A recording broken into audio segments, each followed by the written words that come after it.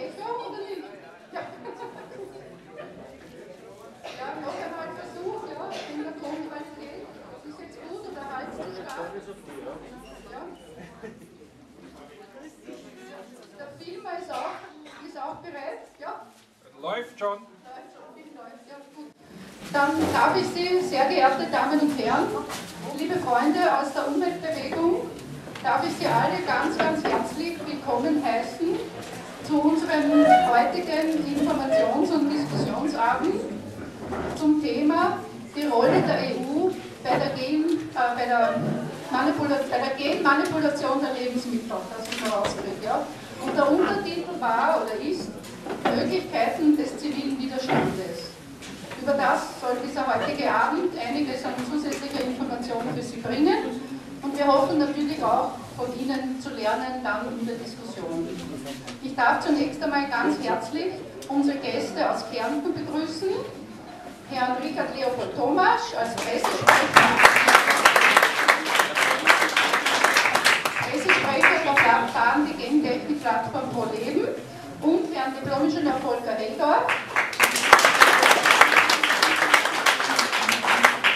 ein alter Bekannter aus der Umweltbewegung, bekannt aus Film und Fernsehen. Ja. Und wir freuen uns besonders, dass er den weiten Weg heute nicht gescheut hat, um hier für Sie zur Verfügung zu stehen. Er hat ja doch einen großen Betrieb und wirklich auch so sehr viel zu tun.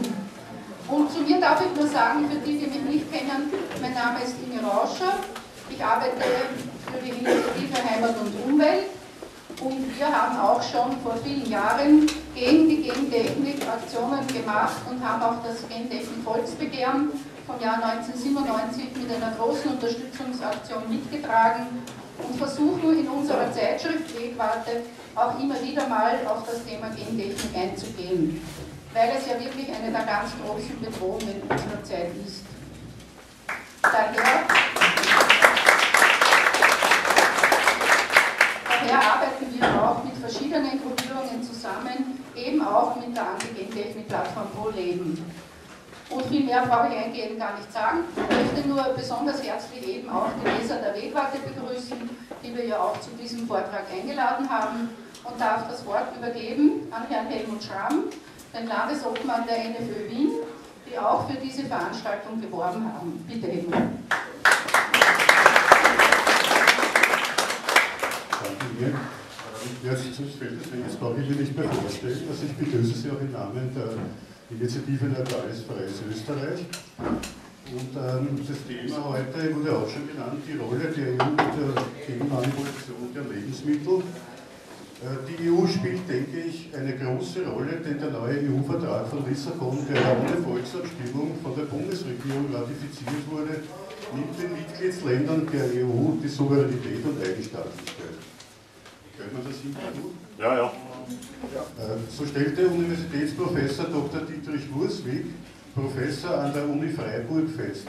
Der Lissabonner Vertrag entmachtet das Grundgesetz, es wird zur Landesverfassung herabgestuft, ein Konstruktionsfehler. Diese Expertise kann man auf meiner Webseite www.webinformation.at abrufen. Der Vertrag versucht, die immerwährende Neutralität Österreichs abzuschaffen, jedenfalls wird sie sehr ausgehöhlt. So verpflichtet sich Österreich mit dem neuen EU-Vertrag nicht nur zur Aufrüstung, sondern auch zu Missionen auf der ganzen Welt, die nichts anderes als Kriege sind. Die Entwicklung zum Verteidigungsbündnis EU ist natürlich auch neutralitätswidrig und ändert die Bundesverfassung. Das sagt auch Ex-Präsident des Verfassungsgerichtshofs Ludwig Adamovich. Weiters schreibt der EU-Vertrag den Freihandel vor. Die freie Marktwirtschaft, das Marktprinzip, ist das Gegenteil einer sozialen Marktwirtschaft, der ja Österreich verpflichtet ist. Weiters werden Regeln in Kraft treten, die man auch als Ermächtigungsgesetze bezeichnen könnte. So kann die EU mit neuen Kategorien von Eigenmitteln sich ausstatten. Das können auch europaweite Steuern sein. Die EU kann sich selbst Befugnisse zu Kompetenzen geben. Der Europäische Rat kann nur mittels Beschluss den Vertrag ändern, ohne Zustimmung der nationalen Parlamente, ohne Ratifikation. Weiters wird die Charta der Grundrechte rechtsverbindlich. Professor Schachtschneider bezeichnet die Charta als schlechtesten Menschenrechtstext, der nicht zu vergleichen ist mit der UNO-Charta für Menschenrechte.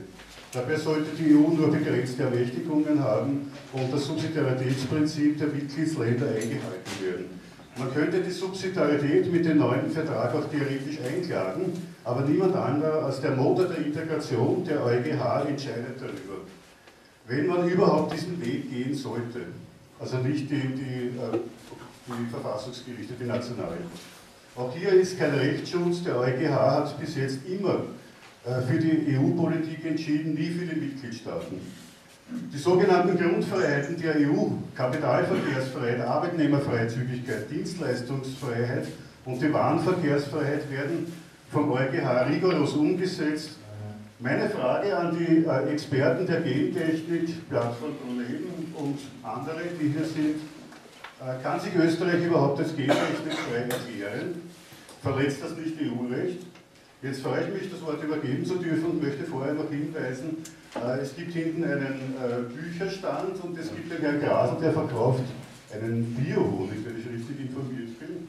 Und es kann da sich jeder dann bedienen. Und ich habe vergessen, besonders zu erwähnen, die Initiative Pioniere, die auch diese Veranstaltung beworben hat, und die Initiative Stammtisch Neue Impulse, dessen Vertreter ich hiermit auch recht herzlich begrüße. Jetzt freue ich mich über die Einen schönen guten Abend, meine sehr verehrten Damen und Herren, im Namen der österreichischen Plattform für die Gentechnik.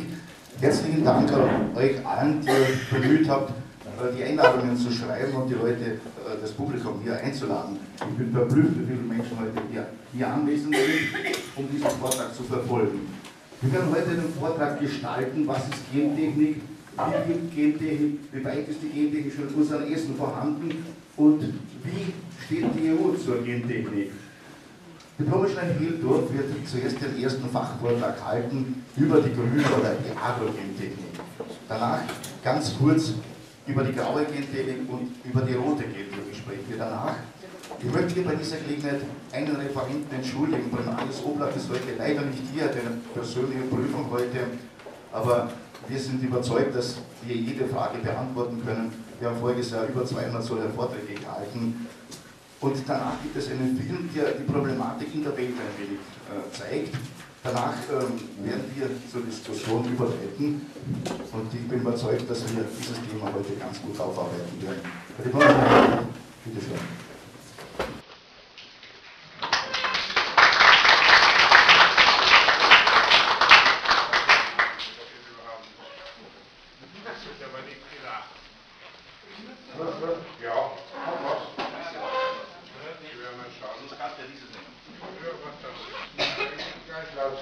Es müsste eigentlich gleich laut sein. Jetzt besser.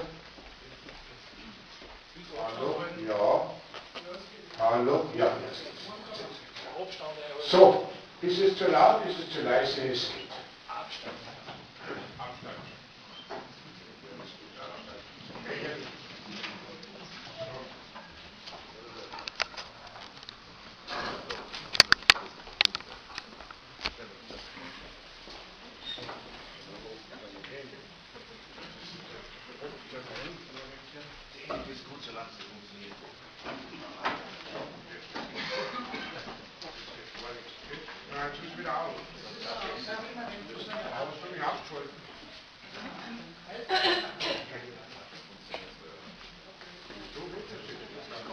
Hallo?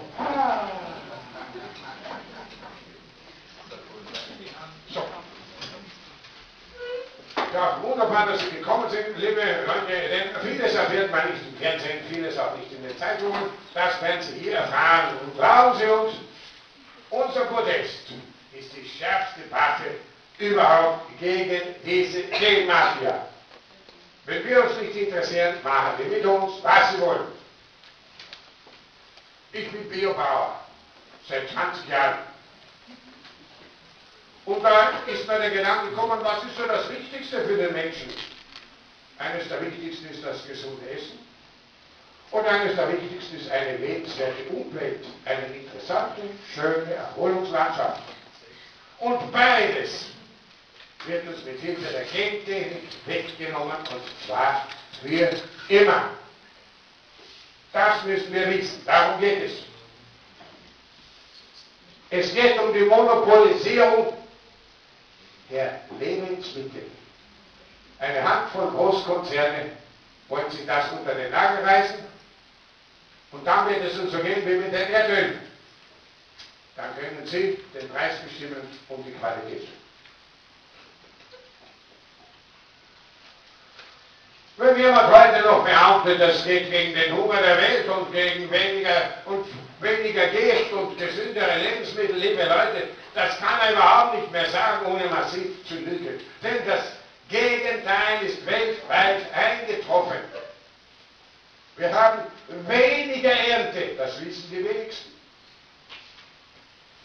Und zwar signifikant weniger, 10 bis 40%. Gift hingegen brauchen Sie nur in Monsanto hineintippen, wie viel Sie Gift verkaufen, jedes Jahr mehr. Wird immer mehr. Keineswegs weniger. Der Trick ist nämlich, Sie sagen, wir brauchen kein Gift mehr spritzen gegen Insekten. Das stimmt. Aber was viel schlimmer ist, sagen Sie nicht. Sie machen die Pflanze selbst giftig, die Pflanze selbst erzeugt ein Gift und wir essen dann nicht mehr Mais, das Lebensmittel, sondern wir essen ein hochwirksames Insektengift. Ja, vielleicht sind wir dann auch insektenresistent, kriegen wir vielleicht keine Fettfleisch, vielleicht hat es einen Vorteil, ich weiß nicht. Es ist schön, wenn Sie ein bisschen lachen, das Thema ist ja ernst genug und ich möchte gerne, dass wir Erfolg auch wieder hinauskommen. Diese arme Genlow, es ist ja einem akuten Argumentationsnotstand. Sie müssten sagen, wir wollen gut verdienen mit der Verkauf von Gift und mit dem Verkauf des Patentes und wir wollen euch für immer abhängig machen. Wenn Sie das sagen, hätten das gerne haben wollen. Wir wollen es ja eh nicht haben, deswegen haben sie die WTO eingeschaltet. Das ist nicht die Weltterrororganisation, wie Sie meinen möchten. WTO, ne? Das ist hier kein englisches Wort. Aber sie machen dasselbe. Sie wollen uns alle unter ihre Knute bringen. Sie haben also einen Argumentationsnotstand und deswegen reden sie am Plätzchen reine Werbeslogans, nicht wahr? Dass mehr so mehr ernten und wir reden das nicht an ein Schmal. Ich möchte mein Thema folgendermaßen nennen. Die Genfreiheit, die Freiheit unserer Landschaft, unserer Lebensmittel von Gentechnik ist eine Chance für die Bauern, eine Chance für die Konsumenten, eine Chance für das Klima und eine Chance für die Demokratie. Und wenn wir die versäumen, dann sind wir ganz schön blöd dran. Warum eine Chance für den Bauern? Ja, wenn der Bauer Firma so viel für Saatgut zahlt und dann weniger erntet, was wird er dann sein? Verschuldet. Dann jagt man ihn zum Teufel.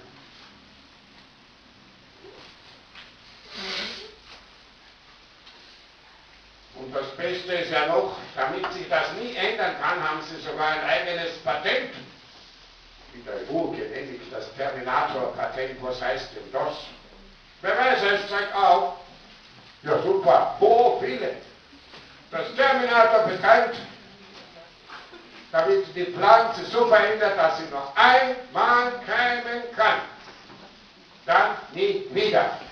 Das heißt, ein Selbstmörder-Saatgut, wenn dann Kriegszeiten kommen oder Notzeiten und wir können dann unser eigenes nie wieder anbauen, wir müssen jedes Mal nach Amerika gehen und sagen, lieber Herr Monsanto, gib uns ein Saatgut, sonst verhungern wir. Das möchten Sie gerne haben.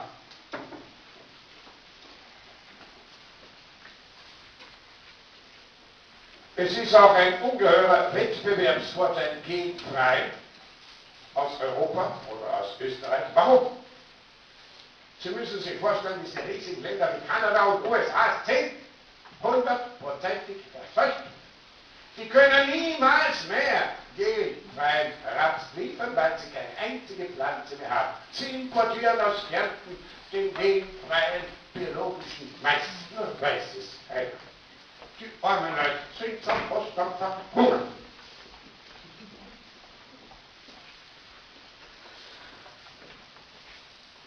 Für den Konsumenten hat die Genfreiheit einen enormen Vorteil. Warum?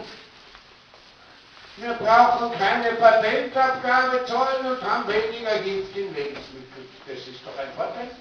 Ja, liebe Leute, Sie mischen uns Gift ins Lebensmittel. Ich kann es aufzählen. PT-Toxin ist ein Insektengift, Glyphosat ist ein Pflanzengift, dann noch ein Antibiotikum dazu. Und das sollen wir essen und dafür Patentabgabe zahlen. Fein, gell? Das ist Klartext gesprochen. So ist es.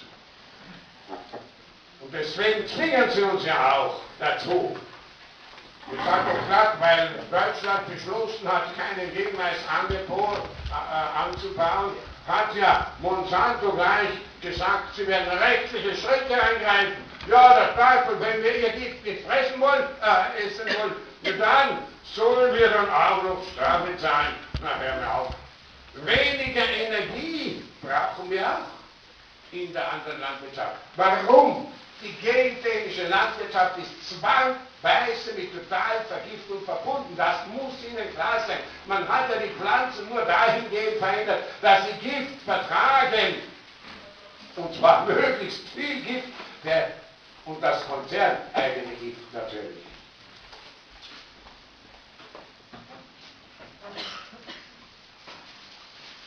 Also die Lauferei hinten hin und her macht mir ein bisschen nervös. Vielleicht könnt ihr jetzt hin und her laufen, ich wollte ein bisschen. Gut. Also, mit diesem Wahnsinnsgift, was gespritzt wird, mit dem Wahnsinnsgift, was die Pflanzen selbst erzeugen, machen wir das Bodenleben kaputt. Und ohne Bodenleben heißt das, wir brauchen mehr Kunstdünger. Und was heißt mehr Kunstdünger, mehr Energie? Denn jede Tonne Kunstdünger wird mit 2 Tonnen Erdöl erzeugt.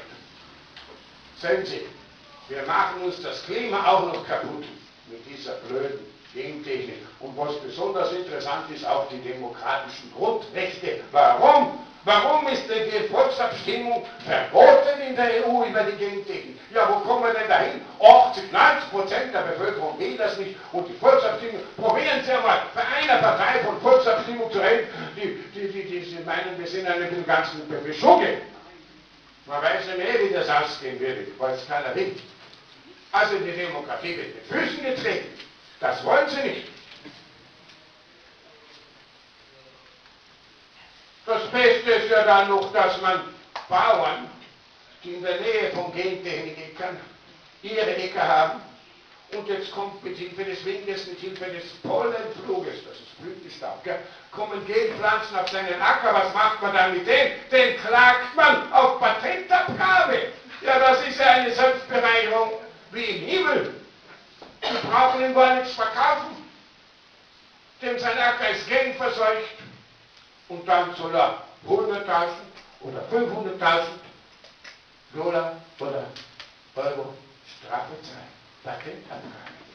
Sie werden sagen, das ist ja unglaubwürdig. Der exponierteste Bauer ist der Percy Schmeißer von Kanada, der 10 Jahre lang protestieren musste gegen die Firma Monsanto, bis er teilweise Recht bekam. Er musste zwar die Patentabgabe nicht zahlen, weil er hat ja nichts davon gehabt, außer Kosten und Prozess. Aber die 400.000 Dollar Prozesskosten musste er selber tragen. Seinen Hof hat man gepfändet, er hat 6 Kinder, keiner will mehr weitermachen, sie sagen, es ist eine Katastrophe. Dann behaupten die Lobbyisten, Gentechnik ist eine ganz normale Saatgut-Weiterzüchtung, das habt ihr ja schon gehört. Na, es ist so normal, als würde man einen Zuchtstier ins Erdbeerland schicken und dort die Erdbeeren zu befruchten. Ist das ganz normal? Für mich ist das halt nicht normal. Ich habe dieses Grundverständnis offensichtlich nicht. Genau das macht man mit der Gentechnik. Man nimmt einen Fisch, kreuzt sie mit einer Tomate, dann hat man eine Fischtomate. Sie lachen, das hat es in Amerika gegeben, waren ein paar Monate in den Regalen. Gentechnisch veränderte Antimatschtomate, ich glaube, es liegt heute immer im Kühlschrank, sie wollen ja nicht mehr testen. Das macht Metall geschmeckt. Man hat die Versuchsratten mit dieser Tomate gefüttert und sie sind lieber gestorben, als da sie diese saublöden Tomaten gefressen hätten. Ich frage oft, ob es nicht gescheiter wäre, ein paar Rotzen in die EU hineinzuschicken, zu den Parlament, oder sie haben mitbestimmen.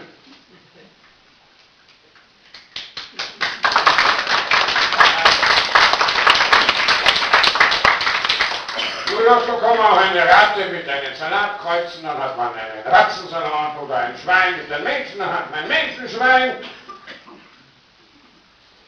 Besonders interessant sind die Tiere, nämlich die Lachse. Da ist es gelungen, einen Lachs in der halben Zeit 6-mal so fett zu machen. Die Firma Acker Pound in Amerika hat das bereits, steht kurz bei der Marktreife. Die haben zwar einige Nachteile, diese Lachse, weil sie so Schädeldeformationen haben. Ja. Sind impotent und haben abgeknickte Schwänze. Wenn ich so etwas am Teller habe, muss ich mir doch denken, dass es mir genauso gehen kann. Schädeldeformationen. Impotent und abgeknickte Schwänze, das ist ja wohl nicht verlockend.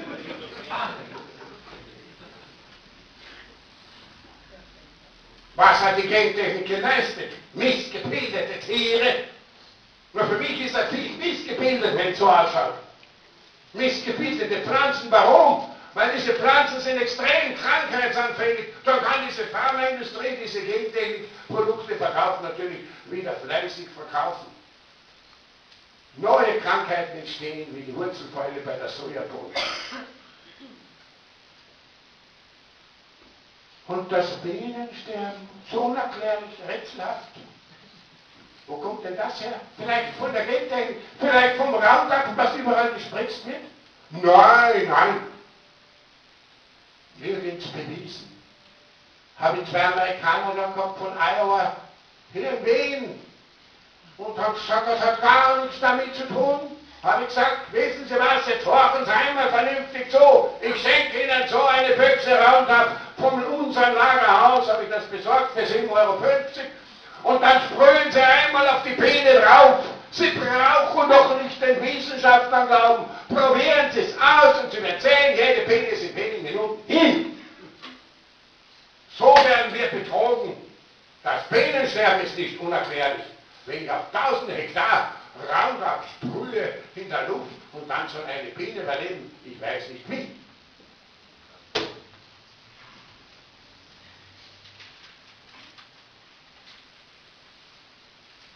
Wenn Sie genau hinhorchen, dann werden Sie sehen, dass die Genlobby in der Zukunft redet. Weil sie haben bis jetzt nichts geleistet. Nur andere Produkte, die unbrauchbar waren. Sie sagen dann, ja, sie werden für das Klima angepasste Pflanzen, dürreresistent und Heilpflanzen werden sie machen. Ja. Also Schmarrn. Was sie alles machen werden, können sie sich hinten einschirmen. Sie haben es nicht geleistet und sie werden es auch nicht leisten. Damit Sie verstehen, was Gentechnik in der Landwirtschaft heißt, werde ich Ihnen ein Musterland beispielhaft vorführen. Das ist Argentinien. Vor 10 Jahren hoch verschuldet, wurde von der Weltbank gezwungen, Gen-Soja anzubauen. Die Bauern haben das gekauft, haben viermal so viel für Saatgut gezahlt und dann haben sie natürlich nicht bezahlen können, weil sie weniger Ernte hatten, dann waren sie verschuldet, dann hat man sie verjagt. Heute bewirtschaften mehr wie 50% der fruchtbaren Ackerfläche Kapitalgesellschaften, amerikanische Kapitalgesellschaften. Und zwar in Einheiten von 250.000 Hektar ein Agrarmanager, pro 500 Hektar ein Mitarbeiter. Dann wird in die Wüste hinein, in die Sunkratwüste hinein, wird versteckt die Sojabohne und dann wird mit dem Flugzeug bis zu 7-mal im Jahr alles von oben drüber besprüht und alles vergiftet, es bleibt nur über die gentechnisch veränderte Sojabohne. Es steht keine Wegwarte mehr am Rande. Kennt, liebe, ja. Diese schöne blaue Blume, kein Klatschbaum. Da summt keine Biene mehr, da summt auch kein Marienkäfer mehr. Da ist kein Strauch, da ist nicht einmal mehr ein Gras mehr beim Weg, weil die sind ja auch alle hin. Und die Fläche ist nicht klein. Sie ist mehr wie doppelt so groß als Österreich. Nur Sojabohne, eine vergiftete Agrarwüste. Das droht uns, wenn wir Soja oder Gensoja, wenn wir kann man hineinlassen.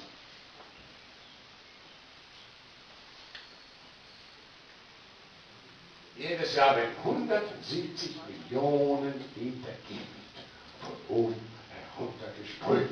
Das führt dazu, dass wenn Kinder barfuß laufen, kriegen sie Geschwüre auf den Füßen. Das führt dazu, dass nach dem Regen die Enten, die Gänse natürlich verenden, wenn sie den Pfützen herumschnabbeln. Wenn die Tiere auskommen, die Rinder und die Sojabohnen, wenn sie hineinkommen, sind sie in wenigen Stunden tot. Und wenn der Wind zu den wenigen Bauern, die noch dort sind, hinüberweht zu ihren Behausungen, müssen sie ins Krankenhaus gehen. Die ganze Familie. Sie kriegen Hautprobleme und natürlich Atmungs-Lungenprobleme. Das ist Gentechnik.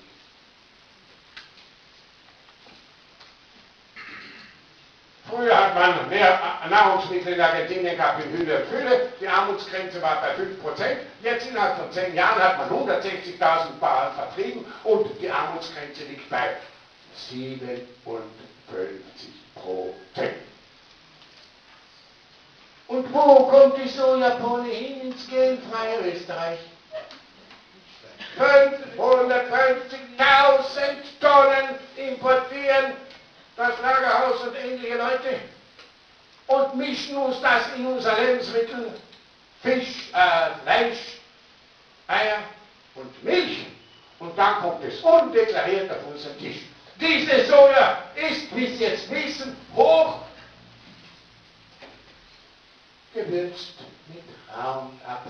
Roundup ist so giftig, dass selbst ein 100.000stel Gramm noch menschliche Zelle tötet und die Erbinformation verhindert.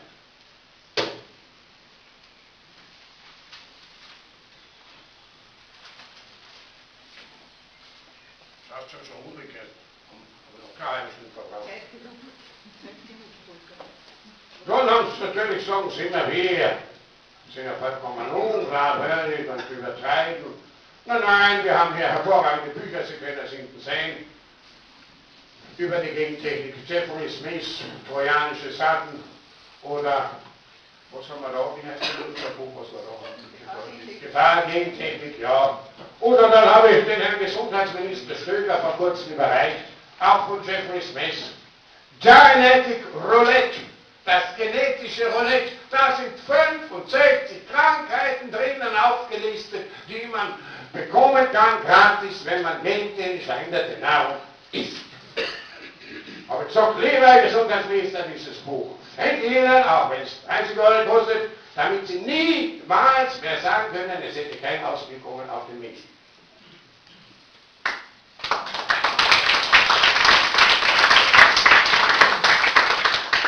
Und wenn man so fragt, dann heißt es ja, die Politiker sind alle dagegen, das heißt, alle Fraktionen sind dagegen, ja, das ist ja richtig, sie werden auch alle Deklarationen unterschreiben, nur eines werden sie niemals tun, wirksame Maßnahmen werden sie nicht beschließen. Sie werden die Volksabstimmung nicht zulassen, sie werden nicht zulassen, dass der Genkonzern, der einzige Nutznießer dieser Technologie, dass der haftet für die Schäden, das lassen sie nicht tun. Sie brauchen nicht einmal haften. Und jetzt kommt der Höhepunkt, Sicherheitstest brauchen Sie auch keine machen. Sicherheitstest brauchen Sie keine machen. Und die EFSA-Klage habe ich ihm überreicht. Das heißt, Sie haben jetzt gehört, in Deutschland, große Sensation, wir Protestler haben den Staat gezwungen zuzugeben, dass durch die Genpflanzen die Umwelt vergiftet wird. Und jetzt hat der deutsche Staat, die Bundesregierung hat beschlossen, den Gen-Mais zu verbieten. Eine Sensation, Weltsensation.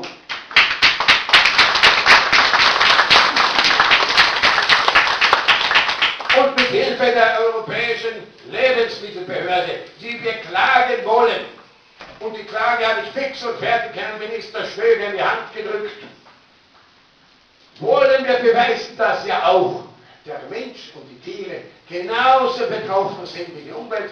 Und es gibt nur einen Weg, sich vor der Gentechnik zu schützen, das heißt ein Verbot, ein striktes Verbot jetzt.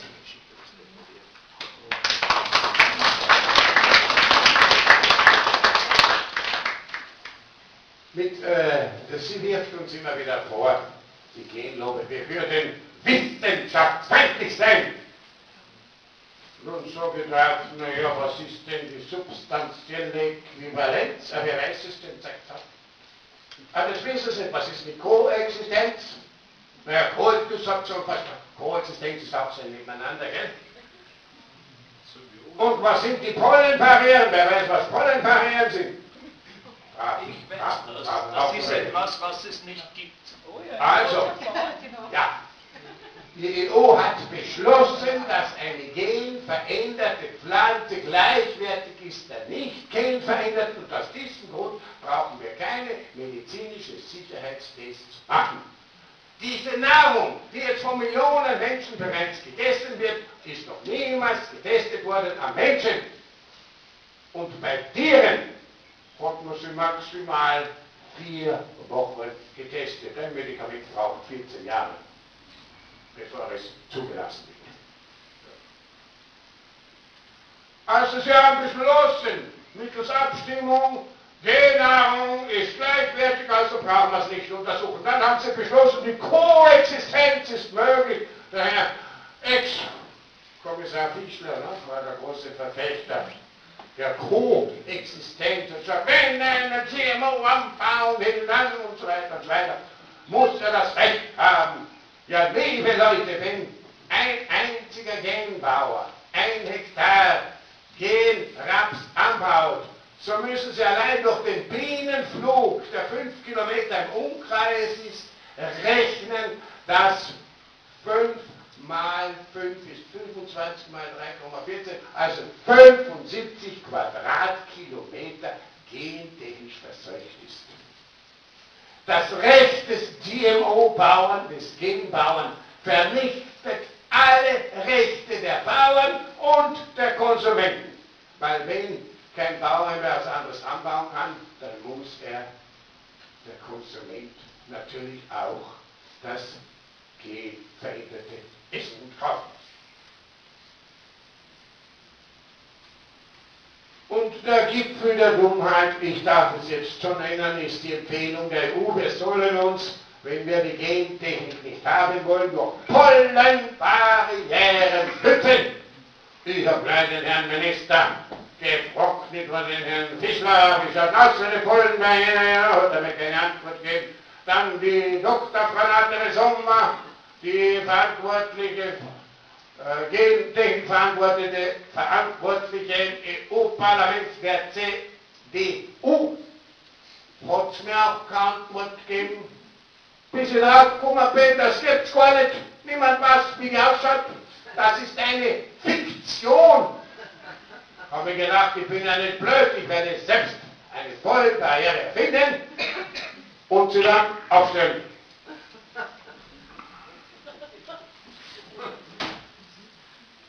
Willst du das lesen oder was schauen? So.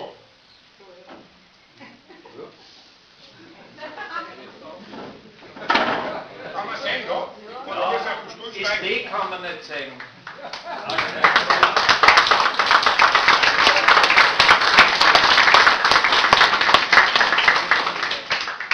Das habe ich aufgezeigt in der Bundesstraßenverkehrs und es hat gewirkt.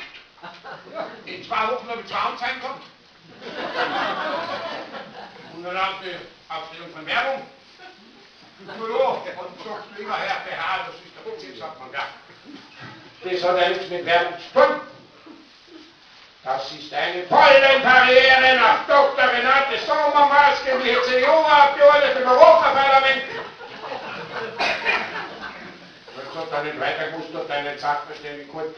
Der Test war 5 Meter lang, 4 Meter hoch. Und das Männchen in der Mitte. Es kann weitläufig, kann diese Pollenbarriere nicht wirken und auf kleinen Raum auch so wenig, dass man nicht den ganzen Verkehr darauf aufmerksam machen muss. Habe ich natürlich sofort zurückgeschrieben, verhalten sich ganz anders. Jeder, der isst, ist betroffen und wenn einer nichts isst, dann ist er eh schon hin. Wir müssen solche Pollenbarrieren in ganz Europa aufstellen, in den Straßen, in den Fußwegen, überall müssen sie stehen und wir können sie sogar noch steigern. Es gibt noch wirkungsvollere. Da steht dann drauf, stopp, die Genverbrecher, sie vergiften unsere Nahrung.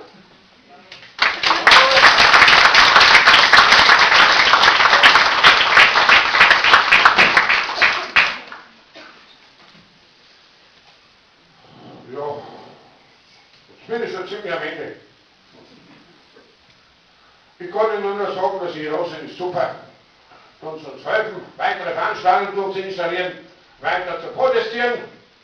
Die EFSA wollen wir klagen, das hat viel Geld gekostet, wir müssen den politischen Druck machen, sonst wird keiner der Parteien das angehen. Das müssen wir dann auch noch selber machen und sollen, das geht dann vor langsam. Österreich muss. Bitte erkläre, was die EFSA ist. Oh, die EFSA ist die Europäische Lebensmittelbehörde, die ist für die Lebensmittelsicherheit zuständig. Das sind 21 Wissenschaftler, die keine einzige Untersuchung machen. Das ist egal, aber sie werden gut bezahlt. Aber die dann alles zulassen, auch wie gesagt diesen Mais, der jetzt verboten ist wegen Umweltvergiftung. Und auch den anderen Mais, wo die Ratten schon Nieren- und Leberschäden bekommen haben, den haben sie halt zulassen. Die lassen alles zu. Ja, ist eine Zulassungsbehörde, nicht? Der Zulassungsstelle, da wird zugelassen. Die verstehen das anders wie wir. Österreich hat verboten den Genanbau, Griechenland, Ungarn. Ja, das ist ja gar nicht schlecht. Ne? Und jetzt Deutschland, das ist eine einzige Sensation. Ich möchte euch nur noch in Erinnerung rufen. Genfreiheit ist eine ungeheure Chance, ein Wettbewerbsvorteil, der ist milliardenschwer, weil die Amerikaner, die Kanadier können ja niemals mehr genfreien Raps verkaufen, sie haben ihn nicht mehr. Der ganze Export ist bei denen zusammengebrochen, deswegen wollen sie uns zwingen, damit wir ihnen das Club abkaufen, was ihnen sonst nicht einmal geschenkt mehr abnimmt. Es ist eine Chance für die Bauern, sie werden nicht verschuldet, sie haben eigenes Saatgut, was nachwächst. Es ist eine Chance für die Konsumenten, sie brauchen keine Patentabgabe zahlen und kein Gift fressen, kein Gift essen, Entschuldigung. Und das ist eine ungeheure Chance fürs Klima, weil es sehr viel Energie einspart. Und es ist eine Chance für die Demokratie. Denn was sie da zurzeit mit Percy Schmeißer machen und ähnlichen Leuten, Gottfried Wöckler, der die ganze Kuhherde eingegangen ist, das wollen wir nicht. Deswegen kann ich nur gratulieren, Ohren steif, Nase hoch, wir machen weiter.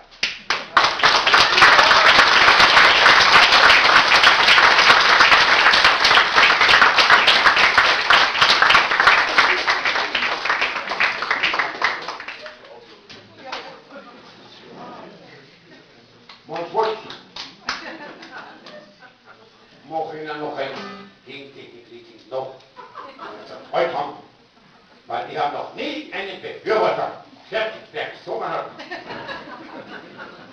Wir wissen Ihnen auch, was wir sagen. Ja, Stück auf die Klatschen, Freunde, haben dran, mitsingen. Der Refrain ist ganz einfach. Keine Sau will den Gentechnik Gras. Eine Sau will den Gentgras essen, das ist allen uns bekannt. Doch die Mächtigen von Brüssel scheren sich nicht um unser Vaterland. Keine Sau will den Gentechnik Gras. Keine Sau will den Gentechnik Gras. Keine Sau will den Gentechnik Gras.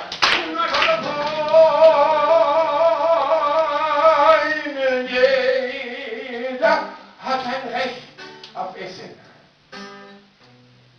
Ohne Gengift, das ist sonnenklar. Weil es krank macht und auch noch steril. Und weshalb noch keiner haben will, keine Versau. Will keine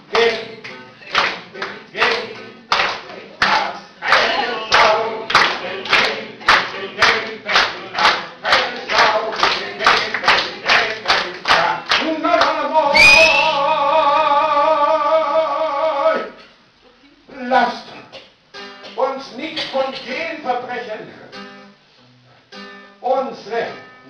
Nahrung Gen verseihen.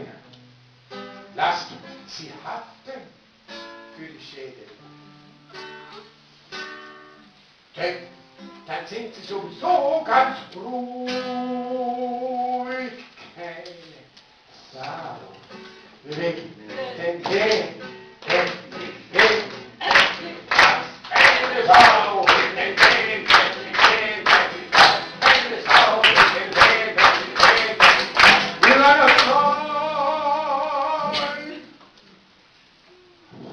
Lasst uns nun ganz fröhlich singen. Dieser Kampf wird uns gelingen. Unsere Argumente fliegen schneller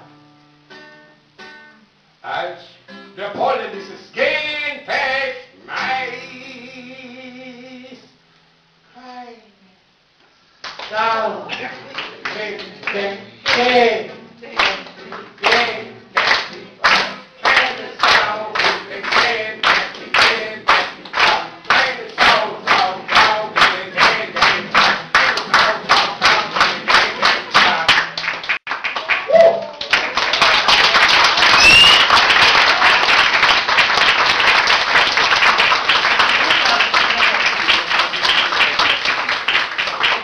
Ja, herzlichen Dank, Maestro. Es ist hochinteressant, wenn wir so Land auf, Land ab referieren. Die Menschen fragen immer, wo ist euer Troubadour? Weil sie schon alles von den Vorträgen vergessen haben, aber das Lied ist noch ein bisschen mehr. Ja, Dankeschön für den Fachvortrag über die grüne oder die Agrogentechnik. Wir haben einiges davon gehört. Und die Blomschner Volk hat auch erwähnt, dass der Mais 810 in Deutschland verboten worden ist. Wir haben den Mais, den Minister Seehofer in Deutschland vor 2 Jahren das erste Mal eingeklagt, unsere Plattform mit Greenpeace Deutschland. Und wir haben damals Recht bekommen. Und der Mohn 810 ist verboten worden. Später ist er wieder in Handel gekommen und die Revisionsklage hat jetzt wieder gezogen und es ist wieder verboten. Also die versuchen immer wieder. Und deshalb ist Widerstand sehr, sehr wichtig. Volker Hildhoff hat auch gesagt, dass seit 30 Jahren darin sehr lange schon geforscht wird und in den letzten 10 Jahren sehr, sehr intensiv geforscht wird. Aber es gibt kein Produkt bitte, was für den Menschen, für die Tiere, für die Umwelt nachhaltig von Vorteil wäre. Es gibt dieses Produkt nicht. Jetzt wollen wir uns aber noch ganz wenig über die graue oder die weiße Gentechnik unterhalten. Wann spricht man von der weißen Gentechnik? Immer wenn die Industrie mit Hilfe der Gentechnik Enzyme herstellt für die Industrie. E-Stoffe, Vitaminzusatzstoffe werden heute schon sehr, sehr viel, zu einem Großteil mit dieser Technik hergestellt. Zum Beispiel Hefepilze für die Bioindustrie oder für die Milchsäurebakterien für die Käseindustrie. Das ist schon fast Standardtechnik. In der Lackindustrie sind es die Flavine, in der Küche sind es die Glutamine. Wenn wir diese Stoffe aber so analysieren, dann können wir klar sagen, hier lauert bereits der Tod im Regal.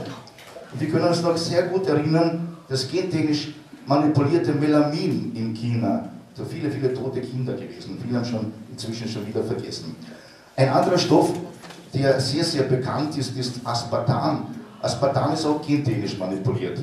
So 200 mal süßer als herkömmlicher Zucker. Ist in jedem Kaugummi vorhanden. Darüber hinaus in 10.000 Nahrungsmitteln bereits drinnen. Was macht Aspartam? Aspartam bei Tierversuchen eindeutig klar nachweisbar, dass schon nach kurzer Zeit, wenn die Tiere mit diesen Stoffen gefüttert werden, sehr bald ihr Immunsystem verlieren. Leber, Nieren, Hirnschäden sind die Folge, Blutarmut tritt sofort auf. Unabhängige Wissenschaftler dieser Welt beweisen das auch, dass Aspartam und diese Stoffe noch eine andere Eigenschaft haben, und zwar sie blockieren unser Sättigungsgefühl. Wir wissen nicht, wann wir satt sind. Das ist ein ganz großes Problem und die Auswirkungen dessen sind in Amerika ganz gut zu beobachten. Die Amerikaner gehen alle aus dem Leim.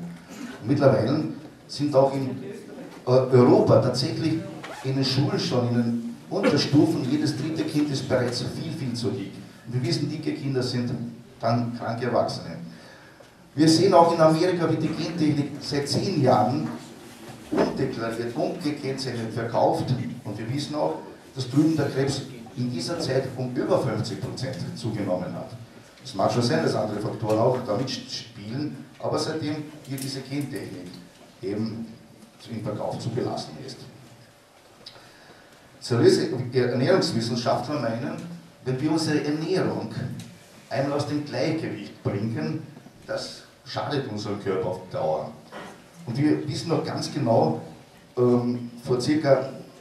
15, 20 Jahren haben wir begonnen, unsere Nahrung zu verfuschen. Als erstes haben wir den Weizen in die Hybridrichtung verändert. Wir wissen, Hybrid ist Inzest, ist Inzucht. Mittlerweile postwendet ist so wie in der Physik, jede Ursache hat eine Wirkung oder jede Wirkung hat eine Ursache, sofort Krankheiten, Allergien aufgetreten. Die Weizenmehlallergie oder die Neurodermitis ist postwendet gekommen mit dem. Ja. Jetzt sind beinahe alle Hühner, alle Schweine hybrid verändert. F1, man spricht von F1, das ist Inzest. Den einen haben sie verurteilt nicht, der mit in Amstetten, aber diese Leute, die da solche Dinge treiben, Inzest befürworten, die laufen frei herum. Wir nehmen so künstlich gemachte Gene regelmäßig zu uns, die unser Organismus seit Jahrtausenden nicht kennt. Und der Slogan, man isst, was man isst, ist heute besonders wichtig.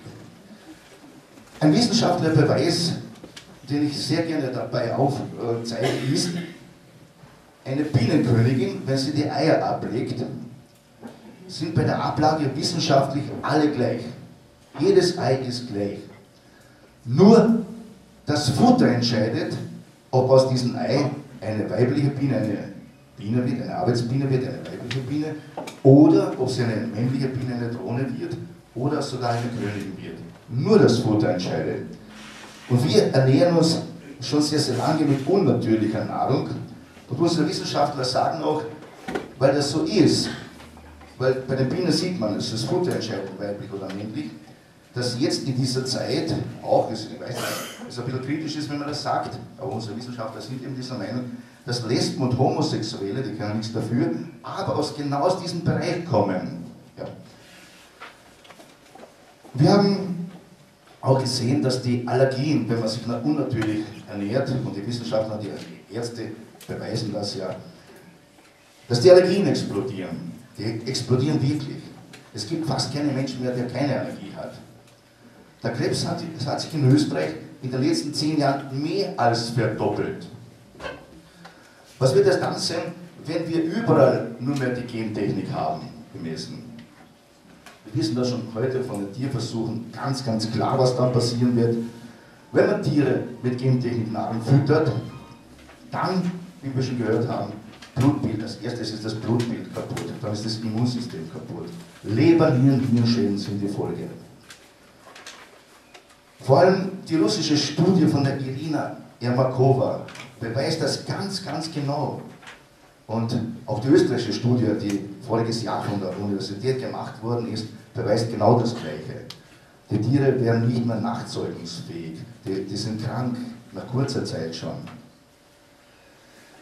Und hochinteressant, Volker Heldorf hat schon gesagt, die Tiere haben einen sehr, sehr guten Instinkt. Die Tiere fressen keine Gentechnik. Ja? Ein Bär zum Beispiel trinkt schon kein schlechtes Wasser, Instinkt. Aber die Tiere fressen keine Gentechnik. Da haben wir einen interessanten Versuch in Deutschland gemacht, in der Nähe von München. Da haben wir Gentechnik-Mais angepflanzt, ein paar Reihen Gentechnik-Mais und ein paar Reihen konventionellen Mais, herkömmlicher Mais ohne Gentechnik. Dann haben wir das eingezäunt und Kühe hineingetrieben. Und hochinteressant, die Kühe haben nur den herkömmlichen Mais gefressen. Den anderen Mais haben sie stehen gelassen oder niedergetrampelt. Und deshalb stellt sich die Frage, sind unsere Rindviecher wirklich gescheiter wie unsere EU-Beamten? Volker Heldorf hat schon endlich gesagt. Und Dankeschön. Und leider werden jetzt wieder Menschen genau diese Leute wählen wieder. Die Wahl kommt ja schon demnächst nicht. Obwohl keine Langzeitversuche gemacht werden. Es gibt keine Studien, die beweisen, dass das für uns Menschen unbedenklich ist. Gerade das Gegenteil ist es. Ja. Und wir sehen, es gibt keine nachhaltigen Vorteile, es gibt nur Nachteile. Das müsste uns jetzt jemand, wir machen auch so viele Vorträge, wo Befürworter dabei sind und es schaut, dass heute kein Befürworter da ist. Vielleicht ist jemand da, wir werden das in den Diskussionen sehen. Wir haben schon gehört, also diese Gensäure, die aus Argentinien kommt. Und vor der Gentechnik haben wir die Menschen 8-mal mehr produziert, Agroprodukte produziert, als sie selber zum Leben gebraucht haben. Jetzt durch die Gentechnikpolitik hungert dieses Land enorm. Und genau diese Gentechnik-Soja kommt in unser Land. Voriges Jahr sind 550.000 Tonnen gekommen, ein Jahr vorher sind es über 800.000 Tonnen gekommen, jedes Jahr ein bisschen anders. Und genau diese genverseuchte Soja wird an die Tiere verfüttert und wir essen genau diese Produkte ungekennzeichnet, undeklariert wie in Amerika. Komischerweise behaupten diese multinationalen Konzerne, ja, diese Gentechnik Soja wird im Körper der Tiere dann wieder abgebaut. Ja, dem ist aber sicher nicht so. Die Studien weltweit beweisen genau das Gegenteil.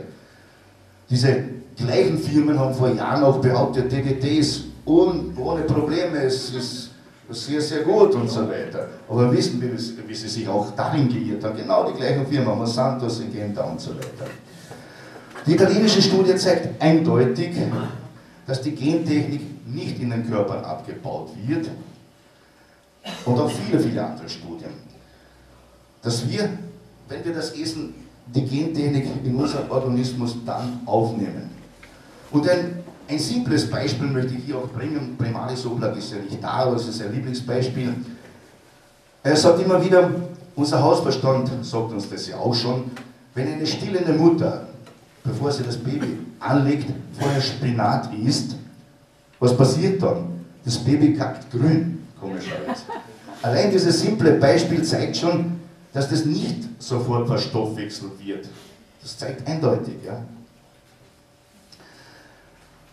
Trotzdem wird das, genau diese Gentechnik mit Hilfe der EU, natürlich durch den Druck der Amerikaner, uns aufgezwungen. Und gerade voriges Jahr hat die EU 2 Sorten Genmais, was bis dahin noch für die Verfütterung in Österreich nicht zugelassen worden ist, aufgehoben. Also diese Maissorten werden jetzt auch für die Fütterung hergenommen, zusätzlich zur Soja. Und Volker Hillhoff hat schon kurz erwähnt, der Gentechnik Mais enthält ein Pflanzengift, ein sogenanntes hochgiftiges Glyphosat. Und das kommt nicht von ungefähr, dass Ortschaften mit 11.000 oder 20.000 Einwohnern auf einmal kein Wasser mehr zum Trinken haben, so wie vor kurzem wir in den Medien gehört haben. Das Gentechnik Mais hat auch ein Insektengift, das sogenannte BT-Toxin, ein hochwertiges Toxin. Dann ist in diesem Mais auch ein Ampicillin enthalten, ein Antibiotikum. Also wenn wir krank werden, dann sind wir schon resistent gegen dieses Antibiotikum. Und viele, viele artfremde Gene sind im Essen bereits schon vorhanden. Und wir denken zum Beispiel, dass zum Beispiel 1 Kilo Mais, gentechnisch veränderten Mais, bereits 8,2, vielleicht können Sie aber dann mitmachen bei der Diskussion, liebe Frau. Lass mal Sie mitdiskutieren dann.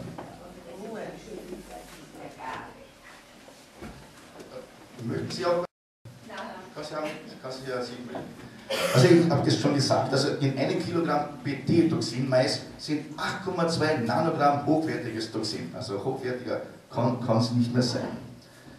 Und das finden wir höchst kriminell, weil wir wollen ein Lebensmittel, kein Gift. Weil wir der Meinung sind, die Gesundheit ist unser höchstes Gut und damit tragen wir sukzessive unsere Krankheit zu Grabe. Und vielen wird das dann bewusst, wenn man einmal im Krankenhaus ist und an mehreren Schläuchen angeschlossen ist, was eigentlich die Gesundheit wert ist. Wir haben aufgrund der Menschenrechte das Recht drauf. Gesunde Nahrung, gesunde Umwelt, gesundes Wasser und so weiter. Wir haben, und das sage ich später, das auch eingeklagt schon bereits, 85% bis 95% der Europäer wollen nicht die Gentechnik in ihrem Essen haben. Und das ist auch wirklich die berechtigte Frage, wo bleibt die vielgepriesene Demokratie der EU? Ja, das ist Science Fiction, scheinbar. Wir haben vor der Globalisierung die bestkontrolliertesten Lebensmittel auf der ganzen Welt gehabt. Da haben sie uns beneidet, unsere Österreicher, weil wir wirklich so gute Lebensmittel gehabt haben. Damals hat es noch geheißen, Vertrauen ist gut, aber die Kontrolle ist ein bisschen besser. Und jetzt, komischerweise, wir haben es schon gehört, es gibt die Lebensmittelkontrollstelle der EU, die sogenannte EFSA, und alle Kompetenzen sind jetzt an diese EFSA übertragen worden und die EFSA prüft selber gar nichts mehr. Die übernimmt lediglich nur mehr die Gutachten dieser multinationalen Konzerne 1:1, sonst gar nichts. Ja, hochinteressant.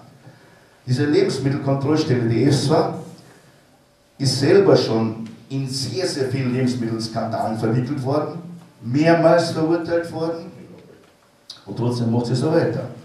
Sie hat vor kurzem sogar 0,9 Promille oder 0,9% Gentechnik in Bio-Lebensmittel zugelassen.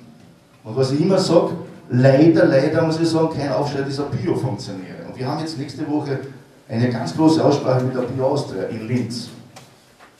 Und deshalb werden wir haben schon sehr, sehr viele Klagen geführt, diese EFSA jetzt einklagen. Das ist eine sauteure Geschichte, weil die Gutachten so viel kosten. Und wir sind in der Zielgeraden auch schon bei der EFSA. Wir kämpfen schon 2 Jahre mit der EFSA-Klage, aber jetzt schaut es sehr, sehr gut aus. Komischerweise gibt es in Österreich mehrere Plattformen, die für die Gentechnik Werbung machen. Die größte ist die Dialog.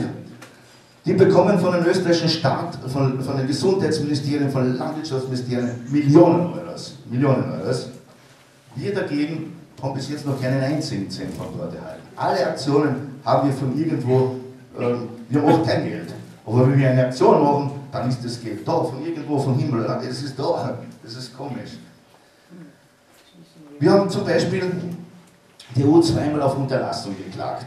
Und zwar, wenn ein Produzent irgendetwas produziert, dann muss er haften dafür. Es gibt ein Haftungsgesetz. Und komischerweise, die 2 gefährlichsten Sachen der Welt, die Atomlobby und die Genlobby, die hat einen Freifahrtschein. Die braucht nichts haften. Mittlerweile auch die Banker, die brauchen auch nichts haften. Ja. Und die Mobilfunkindustrie. Sie haben einen Freifahrtschein. Unsere Plattform hat bereits auch die Menschenrechte eingeklagt beim Hochkommissariat in Genf für die Menschenrechte. Hochinteressant, das Essen hat auf einmal nicht mehr zu den Menschenrechten gehört. Und das haben wir gesagt, ja, wenn wir nicht mehr essen dürfen, ja, was dürfen wir dann überhaupt? Ne? Und haben wir das eingeklagt. 2002 das erste Mal. Und mit dieser Klage hat auch die Vandana Shiva Nobelpreisträgerin und der Alternativ-Nobelpreisträger Börsenschmeißer also enormes bewirkt. Diese Klage hat jetzt wirklich im Denken sehr, sehr viel bewirkt. Und alle unsere Aktivitäten, alle Klagen, alle Wissen, sind auf unserer Homepage verankert, www.proleben.at, leicht zu merken. Unsere Haupttätigkeit sind aber die Referate. Wir haben vorher so über 200 solche Referate gehalten, wo die Menschen aufgeklärt werden, weil die Lobbyisten, die wollen ja nicht, dass die Argumente von den Menschen gehört werden. Und die Medien spielen da natürlich mit, weil sie finanziell von diesen Lobbyisten sehr, sehr viel Geld bekommen. Wir haben auch sehr, sehr viel Literatur schon geschrieben. Ein Buch ist hinten, der Verfasser Klaus Weisner, der wird heute da sein, ist aber leider nicht gekommen. Also ein tolles Buch, was sonst sehr, sehr gut geht. Und jetzt ganz kurz noch zuletzt, das war die graue Gentechnik mit ein bisschen von unserer Plattform. Jetzt noch ein paar Worte über die rote Gentechnik. Von der roten Gentechnik spricht man, wenn so der medizinische Bereich gemeint ist. Und in der roten Gentechnik gibt es tatsächlich ein paar Dinge, die gut sind. Eigentlich 2 Dinge sind es. Und zwar, die Diagnose mit der roten Gentechnik ist unumstritten. Und zwar die Verfolgung der Verbrecher mittels der DNA-Analyse. Das ist ein gentechnisches Verfahren, funktioniert wunderbar. Oder auch der Vaterschaftstest ist ein ähnliches Verfahren, funktioniert wunderbar. Auch die Herstellung des Insulins wurde mit der Hilfe der Gentechnik verbessert. Ist aber innerhalb der Ärzteschaft, das wird meistens so hergenommen als Paradebeispiel, das ist eine super Sache und so weiter. Aber innerhalb der Ärzteschaft ist das noch sehr, sehr umstritten. Warum? Weil durch den hypoglykämischen Schock, der dann eintreten kann, oder sehr oft eintritt, zum Tode führt dann noch. Und das ist noch immer noch sehr fraglich. Das wird natürlich von den Ärzten natürlich nicht so gern gehört. Und sehr, sehr viele Medikamente, fast alle Medikamente, werden heute schon mit der Gentechnik hergestellt. Und schade ist, der Primaris nicht da ist. und der schon sehr lange übrig war. Er hat gesagt, früher hat es nicht gegeben, dass Medikamente zurückgeholt worden sind, wenn dann ganz, ganz selten. Heute ist das die Tagesordnung. Also Medikamente kommen heute auf den Markt, am nächsten Tag werden sie schon wieder zurückgeholt. Dort so viele Fälle passiert sind. Die laut Aussage der Ärzte, das habe ich schon erwähnt, pardon, bis heute. Das wollte ich mal sagen. Der Vorteil der roten Gentechnik, oder wenn gentechnische Medikamente angewandt werden, dann trifft es nur eine kleine Gruppe. Also diese Gruppe hat es natürlich getroffen, die sind geschädigt, aber es trifft die anderen nicht mehr. Wogegen bei der grünen Gentechnik, wenn das einmal draußen ist, dann ist irreversibel alles kaputt, dann ist vorbei. Und da in der grünen Gentechnik kann man das eben zurückrufen, den Kreis begrenzen. Das ist bei der roten Gentechnik, ja. Die rote Gentechnik birgt aber auch sehr, sehr viele Risiken in sich, zusätzlich noch zu dem, was ich schon gesagt habe, und zwar Biowaffen. Also Gentechnik in den Biowaffen, Superviren, also unkontrollierte Vermehrung von Mutationen und so weiter. Also unsere Wissenschaftler sagen, dass SARS, BSE, AIDS, die Vogelgrippe und all diese Dinge genau aus diesem Bereich kommen, genau aus dieser Werkstatt. Viele Auswirkungen werden erst nach längerem sichtbar. Vieles wird überhaupt sehr, sehr verschwiegen, wie der beste Wissenschaftler, einer der besten Wissenschaftler einmal gesagt hat, der Albert Buster. Also viele Dinge werden absolut verschwiegen. Militärisch ist die rote Gentechnik von enormem Interesse. Warum? Weil man da ein künstliches Gen in unser Essen einschrieben kann. Ein Cholera-Gen zum Beispiel oder ein Spermizid-Gen oder sonst irgendein Gen bewirkt, dass wir in kurzer Zeit dahin, das ist todsicher. Dann können Millionen Menschen, also heute auf morgen sind sie nicht mehr da. Das ist ganz, ganz eine gefährliche Sache. Vor allem ist diese Waffe auch lautlos und anonym. Und der amerikanische Außenminister einmal, der Henry Kissinger, die Eltern werden sich sicher noch erinnern, hat einmal ganz offen gesagt, nicht, wer die Energie besitzt, beherrscht so die Nationen, aber wer das Essen kontrolliert, der beherrscht den Menschen. Und genau da läuft es hin. Und genau diese Leute, die uns jetzt diese Krise da eingebrockt haben, die geben offen zu, wir sind so viele Menschen auf der Erde. Die sagen, 260 Millionen sind genau richtig. Ja. Und da läuft es hin. Auf dieser Seite kommt meistens der Spendenaufruf, aber wir sind schon drüber, den werden wir uns heute schenken. Jetzt möchten wir, lieber Herr Volker, kannst du bitte die Technik, den Beamer einschalten und wir möchten uns gemeinschaftlich den Film anschauen. Und nach dem Bild machen wir ein bisschen die offenen Fragen beantworten. Da bitte zieht mal noch ganz was Interessantes zu uns sagen.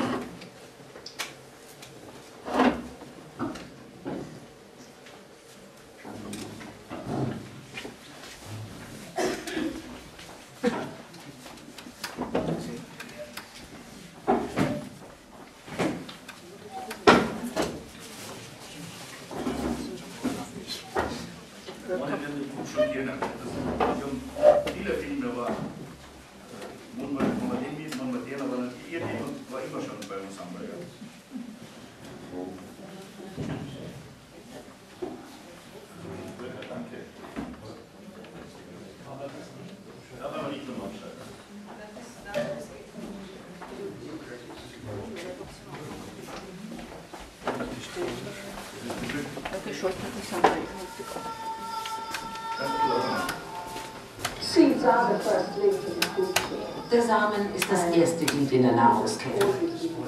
Nahrung wurde schon immer als Waffe benutzt, von denen, die die ultimative Macht in den Händen halten wollten. Noch viel fundamentaler ist aber die Kontrolle über den Ursprung der Nahrung, über die Samen an sich. Deshalb spielt die größte Macht der Welt, die USA und ihre Unternehmen wie Monsanto und Delta Prime, mit solchen Sachen wie den Terminator-Samen. Es ist ein Versuch, die Welt zu beherrschen und die Kontrolle über die Welt zu erlangen, indem man die Freiheiten aller vernichtet, um so die eigene Herrschaft und Macht zu entfalten. Anfang der 90er Jahre stieg die Firma Monsanto in die Entwicklung der pflanzlichen Gentechnik ein. Monsanto machte Nutzpflanzen wie Raps und Soja resistent gegen das firmeneigene Pflanzengift Roundup. Das heißt, Roundup tötet jede Pflanze, ausnahmslos. Nur der genmanipulierte Raps oder Soja bleibt stehen. So verkauft Monsanto den Farmern neben dem patentierten Saatgut gleichzeitig auch die passende Chemie. Das Spritzmittel Roundup ist das am meisten verkaufte Pflanzengift der Welt.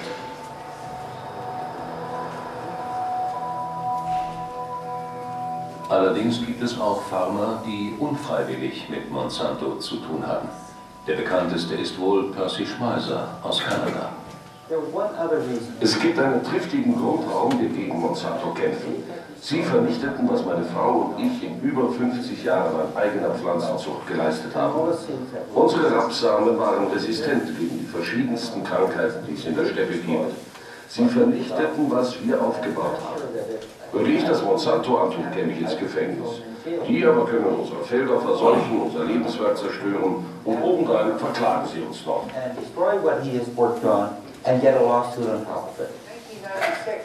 Als 1996 genmanipulierter Raps eingeführt wurde, gab es niemanden, der uns sagen konnte, was passieren würde. Aber jetzt gibt es auf der ganzen Welt Menschen, die dank unserer Erfahrungen aufgeklärt sind. Über Verseuchung, über den Verlust der Artenvielfalt und über die Verunreinigung des Saatguts. Dank unserer Erfahrungen mit dem Anbau von Sojabohnen und genmanipuliertem Raps wissen wir, was alles passieren kann. Und wir wissen auch, was mit genmanipuliertem Weizen passieren wird. Deshalb sollten Menschen rund um die Welt von unseren Erfahrungen profitieren. Für uns ist der Zug schon abgefahren, aber in vielen Regionen der Welt ist es noch nicht zu spät.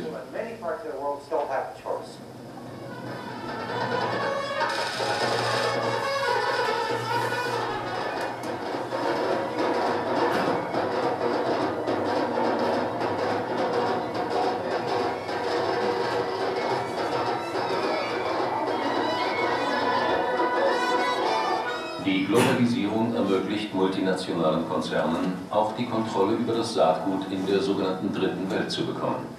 Mit genmanipulierter Baumwolle soll der Markt in Asien erschlossen werden. Doch die Chemiekonzerne treffen auf unerwarteten Widerstand.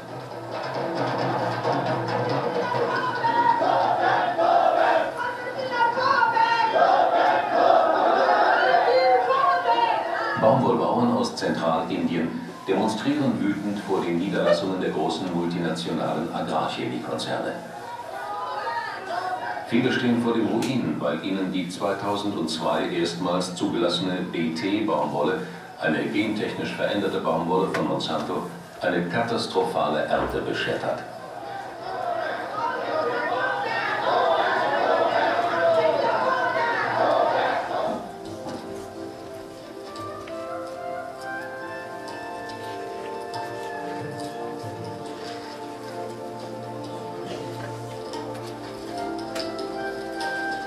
Jetzt haben sie Angst, dass sie, wie schon bei der Einführung der chemischen Landwirtschaft, in eine Schuldenfalle geraten, aus der sie keinen anderen Ausweg mehr sehen, als Selbstmord zu begehen.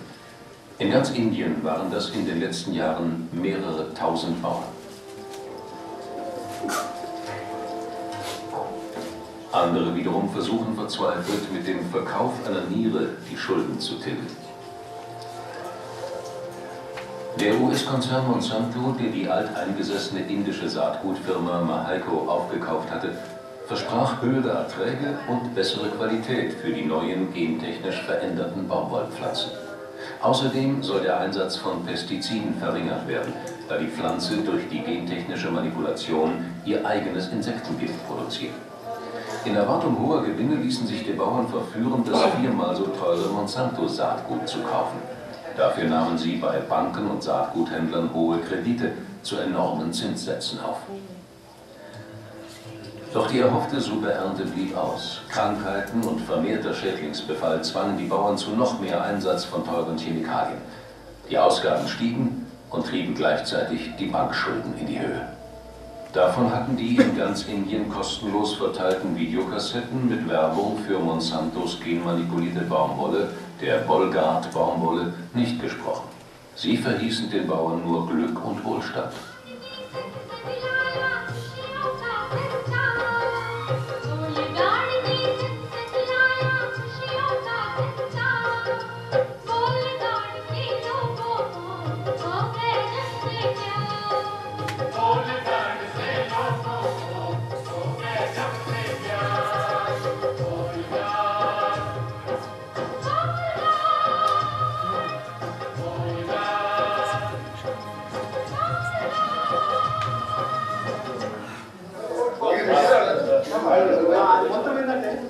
Just a question.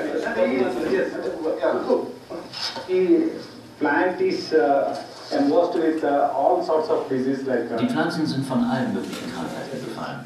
Aus diesen Knospen hier wird keine Baumwolle mehr. Wir beobachten sehr oft, dass die Knospen abfallen, bevor die Baumwolle gereift ist. Price of this is 1600 rupees. Der genmanipulierte Baumwollsamen kostet 1600 Rupien. Die andere Sorte, die konventionelle, kostet 350 bis 400 Rupien.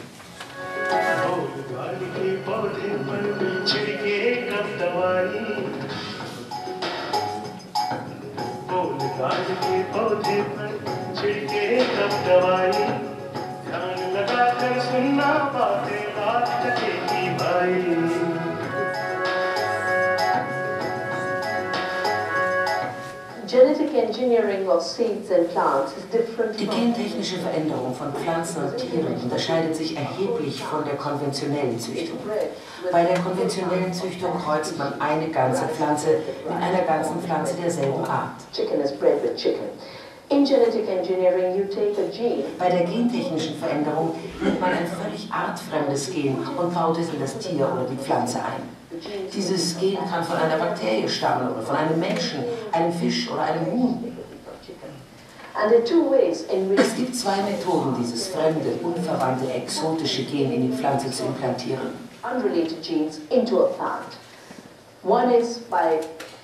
Zum einen die sogenannte Genkanone. Das Gen wird einfach blindlings in die Zelle geschossen. Zum anderen wird die Pflanze mit einem Pflanzenkrebs infiziert, der Agrobacter genannt wird.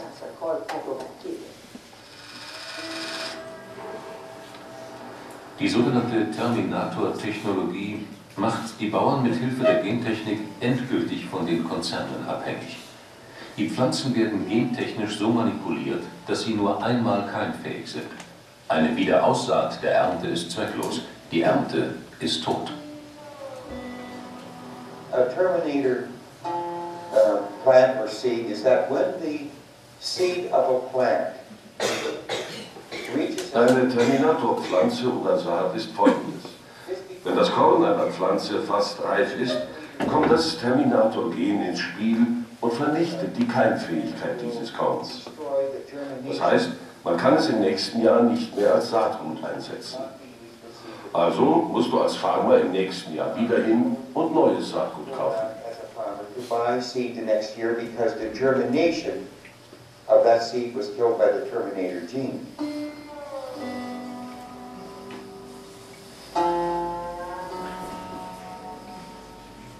When the Terminator gene, that plant blossoms and the pollen flow from it. Wenn die Terminator-Pflanze blüht, bestäuben ihre Pollen auch andere Pflanzen. Diese Technologie trifft also nicht nur die Terminator-Pflanzen selbst, sondern sie tötet auch andere. Das heißt, sie tötet sie nicht, aber sie macht die Früchte steril.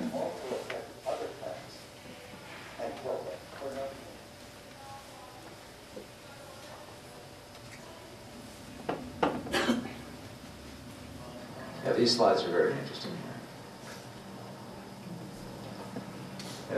Dies sind sehr interessante Dias. 1982 fragte sich Dr. Ralph Brinster von der University of Pennsylvania, was geschieht, wenn ich ein menschliches Wachstumsgen in eine Maus verpflanze. And he did just that. He actually was successful. As you can see, the very large. Er tat genau das und war tatsächlich erfolgreich. Diese große Maus ist das Resultat einer erfolgreichen Verpflanzung menschlicher Wachstumsgene. Es war auf allen Titelseiten zu sehen und ein paar Monate später sagten die Leute, das ist zwar interessant, aber was soll man mit so einer großen Maus eigentlich anfangen? Gut, man kann Leute erschrecken, aber eigentlich ist so eine große Maus nicht sehr praktisch. So then what happened is the United States Department of Agriculture said, well, what happened? Dann kam das amerikanische Landwirtschaftsministerium und wollte wissen, ob man das Experiment auch mit Schweinen durchführen kann. And so I went out to the USDA. Here. Dr. Vern Purcell nahm also die menschlichen Wachstumsgene und mit Hilfe von Steuergeldern, wovon die meisten Steuerzahler wahrscheinlich nichts wussten, verpflanzte er sie in dieses Schwein. And put them into this pig. as you can see, there's a problem. Instead of like the mouse with human genes that grew so big, hier wirkten die Wachstumsgene anders als bei der Maus. It was cross-eyed, bow-legged, impotent. Das Schwein schielte, hatte Rohbeine, war impotent und die Muskeln überwucherten seinen Körper. Ich konnte es nur fotografieren, indem ich es gegen ein Brett lehnte, damit es nicht umfiel. Sie können sich vorstellen, wie sehr dieses Tier leiden musste.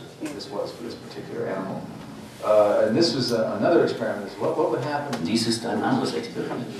Da wollte man herausfinden, ob ein Schwein mit veränderten Genen eine Kuhhaut produzieren kann. Wahrscheinlich, weil es Vorteile beim Schlachten bringt. Die Forscher waren sehr stolz auf dieses Exemplar. Researchers were very proud of that.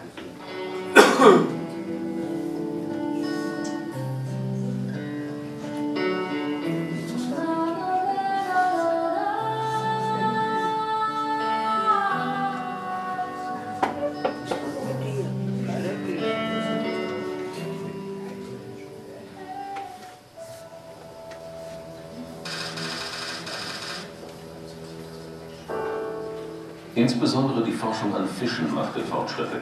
Hier konnten die Wissenschaftler schneller ihre Erkenntnisse umsetzen, da die Tiere kürzere Generationszeiten haben und sich die vielen 100.000 Eier außerhalb des Muttertieres selbstständig entwickeln.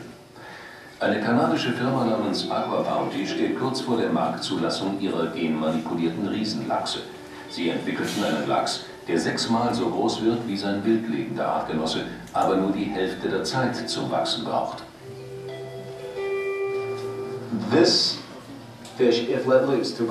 Wenn dieser Fisch in einem natürlichen Gewässer ausgesetzt wird, gibt es eine biologische Verseuchung.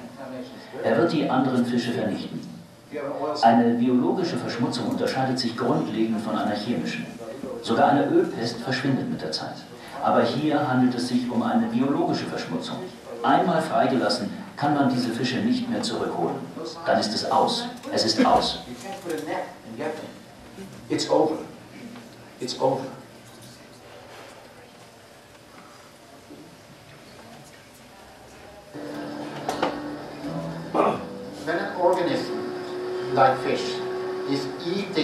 Wenn ein Organismus wie der Fisch gentechnisch verändertes Futter frisst, wissen wir nicht, was passiert, wenn der Nächste in der Nahrungskette dazu kommt.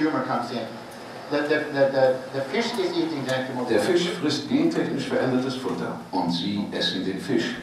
Wie hat das gentechnisch veränderte Futter auf den Fisch gewirkt? Gibt es immer noch gentechnisch veränderte DNS im Fisch? Und in welchem Ausmaß sind Sie als Mensch davon betroffen? Es gibt keine Untersuchungsergebnisse darüber, was in einem solchen Fall genau passiert. Gemessen daran, dass gentechnisch veränderte Lebensmittel seit 8 Jahren auf dem Markt sind und von Millionen Amerikanern bereits gegessen werden, mutet der Umgang mit diesen Lebensmitteln an wie ein riesiger Menschenversuch. Allerdings ein Versuch, der ohne Kontrollgruppen durchgeführt wird. Es gibt keine wissenschaftlich gesicherten Erkenntnisse, ob und wie es sich auf unsere Gesundheit auswirkt, wenn eine Gruppe Menschen genmanipulierte Lebensmittel essen würde, eine andere Gruppe aber nicht. Hängt die Zunahme der chronischen Krankheiten oder die Schwächung des Immunsystems möglicherweise damit zusammen? Das vermuten zumindest einige Wissenschaftler.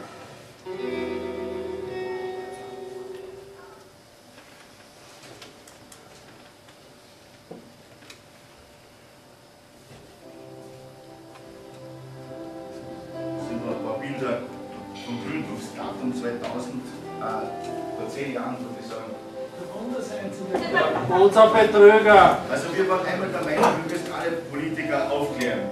Aber es ist nutzlos, wir verschwenden keine Zeit mehr mit den Politikern. Ich bin immer gedacht, der Nächste ist besser, der Nächste ist besser, aber ist generell ganz genau das ausschaut. Wir sind aber international sehr, sehr gut vernetzt und das ist unser Vorteil. Wir haben viele Demonstrationen schon aufgezogen im europäischen Bereich. Das war so einer der größten. Da sieht man nur nicht, wie viel da waren. Das war so ein bisschen in Klagenfurt an einer Demonstration, eine größere. Das ist in Graz gewesen. Es waren da über 1000 Leute. Der Kaltenegger, ein großes Lob an die Kommunisten, da haben wir mitgegangen mit uns. Alle haben versprochen, aber keines gemacht. Das ist die Polenbarriere. Das ist in der Schweiz ein italienisches Versuch, da war mit Pistolen, überall mit Maschinengewehren, also bewacht dieses Labor, also Versuchsanstalt. Ja. Also unser Bestreben ist, dass wir wirklich und diese Gentechnik stoppen werden, weil das ist unsere einzige Chance. Weil was wir erleben mit einer verseuchten Umwelt, mit vergifteten Lebensmitteln, also muss das Leben noch keinen Sinn aus. Ich sage für die Aufmerksamkeit herzlichen Dank.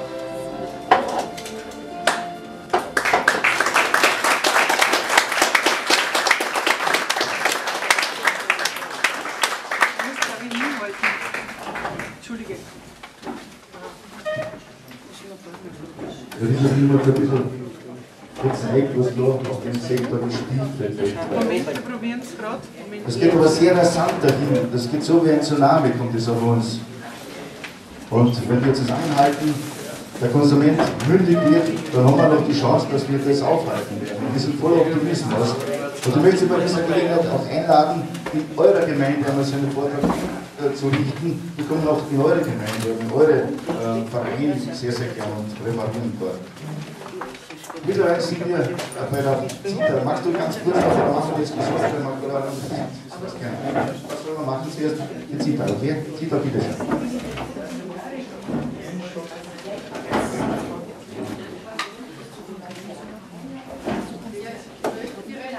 Renate Zittmeier aus Oberösterreich, die eine Praktikerin ist, ja, die sehr viel praktische Erfahrung mit diesen Dingen hat, zur Einleitung der Diskussion ein bisschen ausführlicher noch ein paar Punkte zu sagen.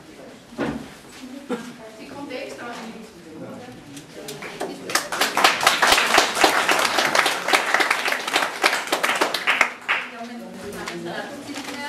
Ich bin Landwirtin, ich habe einen Betrieb mit 40 Hektar. Erstens einmal einen großen Dank an unser Thomas Schmidt-Seehofer, weil ich weiß, wenn man solche Leute nicht in Österreich hätten, wird es in Österreich viel schlimmer noch ausschauen, als was derzeit ist. Man hat es gesehen, wie es in Indien ist, nur leider muss ich sagen, ist in Österreich auch nicht viel anders. Ich habe die landwirtschaftliche Fachprüfung nachgemacht, um den Hof zu übernehmen von meinen Schwiegereltern. Es war damals ein Mastbetrieb von 28.000 Hühnern. Wir haben damals 2000 war das, schon nicht gewusst, welches Futter wir damals bekommen. Wir haben Verträge gehabt, dass wir die Hühner, die sind von Frankreich gekommen, so genau haben wir das gar nicht mehr gewusst, das Futter ist schon mitgekommen und wir waren nur Zwischenhändler. Man kann das ganz gut sehen, wie viele kennen den Film von Wagenhofer, wie Feed the World, genauso geht es uns, wir sind eigentlich nur ein Mittelsmann. Die meisten Landwirte haben überhaupt keine Ahnung, was Gentechnik überhaupt bedeutet. Unsere Informationen beziehen wir uns auch von der landwirtschaftlichen Schule bzw. vom Bauer, da kommt jede Woche neu raus. Und ich möchte Ihnen nur ganz kurz was vorlesen, was da jede Woche auf uns Bauern losgelassen wird, nur einen kleinen Teil. Da geht es darum, ob man Bedenken hat, genveränderte Nahrung zu verfüttern oder nicht. Und die Ergebnisse zeigen, dass keine wesentlichen Abweichungen der Inhaltsstoffe, Leistungen, Produktqualität gefunden werden konnten.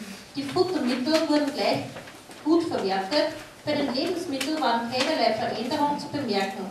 Gegenteilige Behauptungen entbehren jeglicher wissenschaftlicher Grundlage und so weiter und so weiter. Das steht jede Woche fast immer so drinnen. Ich habe einige Sachen, das kann ich nachlesen. Das kommt von der Landwirtschaftskammer. Wie Sie schon gesagt habt, also dass man sich da keine Hoffnung mehr macht, wenn man schaut, Landwirtschaftskammer eng verbunden mit diesen privaten Firmen. GmbH, Gesellschaft mit beschränkter Haftung, zum Beispiel AGES, Bayer, Kropskein, wenn Sie ins Lagerhaus gehen und in einer Fachbroschüren holen wollen, sich informieren als Landwirt, weil man muss ja irgendwo die Informationen herhaben. Und man wird nur ganz einseitig informiert. Man wird so einseitig informiert, ich lese Ihnen da ganz kurz sowas vor, Feldbau, ganz neu, 2009. Bayer Kropskein, erste Seite gleich einmal, Sicherheit im Pflanzenschutz. Ich lese Ihnen das jetzt nicht alles so durch, weil es schon ein bisschen vorgeschrieben ist. Ich lese nur die wichtigen Sachen. Ihre Erzeugung unterliegt wie jede von Medikamenten strengen Sicherheitsvorschriften. Da geht es immer um sichere Nahrungsmittel, Sicherheit, das Wort hört man andauernd. Und Man kann dann auch mitmachen beim Pflanzenschutz, aber sicher, die Initiative möchte auch die Öffentlichkeit aufklären, wie wichtig Pflanzenschutz in der modernen Landwirtschaft ist. Und die Initiative bietet auch eine Fragen-Antwort-Sammlung mit klaren Antworten auf kritischen Fragen rund um den Pflanzenschutz, damit Sie auch am Stammtisch und am Ackerrand für pflanzenschutzkritische Diskussionen gerüstet sind. Das heißt, wenn jetzt so kritische Leute kommen zu mir, dass ich gerüstet bin, für diese Firmen gerade zu stehen. Wenn man da weiter blättert, man kommt sich schon vor fast wie beim Arzt nämlich, es ist auch das gleiche Logo bei, wenn Sie beim Arzt mal schauen, was er für einen Kalender vorn hat, und da werden Sie sehen, unter welcher Firma er arbeitet. Wenn Sie ins Lagerhaus gehen, werden Sie das gleiche auf dem Tisch sehen, weil das sind die Werbesachen von diesen gewissen Firmen. Man blättert da ein bisschen und Ampfer ist eine Pflanze, die was in der konventionellen Landwirtschaft als ganz schlimm angesehen wird. Man hat sofort ich wollte schon fast sagen, ein Medikament, ein Spritzmittel dagegen, so ähnlich wie beim Arzt. Wenn Sie mit irgendeiner Krankheit herumkommen, Sie bekommen gleichzeitig ein Medikament. So genauso rennt es bei uns jetzt in der Landwirtschaft ab. Wenn wir hinkommen, wir haben da ein Problem, sofort bekommen wir ein Mittel dafür. Aus der biologischen Landwirtschaft, das Wissen habe ich mir ganz mühselig zusammengesucht und es ist nicht leicht, überhaupt biologisches Wissen noch zu erhalten, und ich möchte da an Oberösterreich danken. Ich war gestern wieder bei einem Kurs, dass wir das Wissen uns so zur Verfügung stellen, weil es ist so viel wertvolles Wissen verloren gegangen, was unsere Vorfahren, unsere Ahnen gehabt haben. Es war nie leicht in der Landwirtschaft, aber was da kostenlos uns zur Verfügung gestellt wird, von Mensch zu Mensch, also das ist ganz toll, was auch läuft, zum Gegenzug, was da läuft. Der Ampfer hat einmal gesagt, das ist eine ganz große Entgiftungspflanze, und überall, wo der wächst eigentlich, entgiftet er uns den Boden. Wir verstehen das Ganze gar nicht eigentlich, was da so abläuft in der Natur. Wir erkennen nicht einmal die kleinen Zusammenhänge. Eigentlich hat die Natur für uns etwas geschaffen, also in der Landwirtschaft zum Beispiel den Ampfer, der wächst genau auf dem Boden, wo Vergiftungssachen da sind. Also, und er ist eigentlich nicht nur eine Anzeigerpflanze, sondern nach ein paar Jahren war er komplett wieder weg. Und das war eigentlich so sensationell, dass man eigentlich, die Natur reguliert sich von selber. Aber wir verstehen so viel nicht und wir horchen leider weit zu viel auf diese ganzen Firmen. Was natürlich auch ganz schlimm bei uns gewesen ist, war der EU-Beitritt. Wir sind natürlich von Einkommen so runtergefallen, wir haben dann die Förderungen so quasi annehmen müssen, um so halbwegs existenzfähig überhaupt zu bleiben. Ich bin jetzt nur mehr Hobbylandwirtin. Mit 38 Hektar habe ich verpachtet, weil es eigentlich existenziell nicht mehr rentabel ist. Es war damals, haben Familien davon gelebt, heute kann nicht einmal eine Person mehr davon leben. So weit haben wir es gebraucht in unserer Landwirtschaft.